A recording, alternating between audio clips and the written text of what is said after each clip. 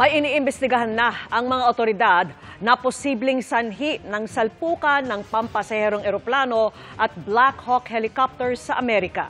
Alamin sa pagtutok ni Oscar Oida. Sadly, there are no survivors. Our prayers are with you now, and in the days to come, we'll be working very, very diligently in the days. Ito ang inanunsyo ni US President Donald Trump. Wala pang 24 oras sa search and rescue operation matapos ang banggaan ng pampasaherong eroplano at US Army Black Hawk helicopters sa Amerika. 64 ang sakay ng American Airlines Bombardier jet at 3 ang sakay ng US Army Black Hawk helicopter. Kabilang sa mga nasawi ay mga figure skater at mga individual mula sa Russia, Germany, China at Pilipinas. Ang mga sandaling nangyari ang trahedya na record ng air traffic control. S2 CRJ in flight. S2 F1 is CRJ. Did you see that? Yep, we saw it. And everybody just hold your positions, please, on the field right now. I just saw a fireball and then it was just gone. I haven't seen anything since they hit the river, but it was a CRJ and a helicopter that hit. Patuloy pang inaalam ang sanhi ng insidente. Sabi ng militar, 200 feet ang maximum altitude para sa rutang tinatahak ng helicopter, pero posibleng mas mataas ang lipad nito. Ayon sa Reuters News Agency, nangyari ang banggaan nasa mahigit 300 feet sa ere, batay sa flight tracking website na Flight Radar 24. You had a airliner coming in, American Airlines.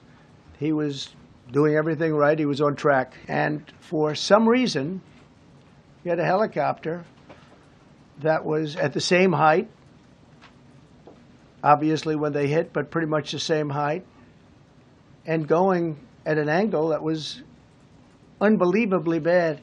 The military does dangerous things. It does routine things on the regular basis.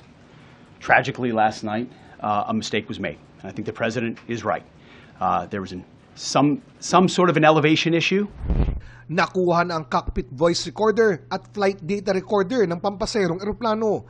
Inaasahang may mailalabas na preliminary report sa insidente sa loob ng 30 araw. Ayon sa Civil Aviation Authority of the Philippines, ang nangyaring banggaan sa Amerika, posible raw mangyari sa anumang airport sa mundo, maging sa Pilipinas, lalo kung hindi masusunod ang itinakdang ruta. Meron din daw dapat sinusunod na lateral at vertical separation. Separated sila by altitude. Kung ang isa ay nasa 1,000, yung isa probably nasa mga 500. So separated sila by 500 feet. At meron din pong separation na lateral, yung pong tinatawag na kung may leading traffic, ang susunod na traffic sa kanya mga 5 miles away. Ang NAIA at ang Villamor Air Base, pareho lang ang ginagamit na runway ng commercial planes at Air Force. One runway, one frequency, one language. So ibig sabihin po niyan, kapag sila ay nag-broadcast, lahat po ng traffic within the vicinity of that aerodrome, alam po nila kung ano ang nangyayari. Covered yan ang visual flight rules for day as well as night. And then, particularly dito sa helicopters natin, visual flight rules for day and night. And then, they're also trained for instrument flight rules. And then, meron pa tayong added training for night vision goggles flying.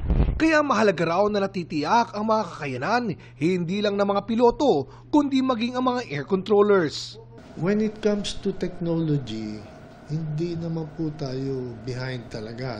Though we still have room for improvement. Marami pong programa na dapat natin ipatupad. May mga instrumento po tayong kukunin. In a matter of 2 seconds, nag-update po ang position ng mga aeroplano.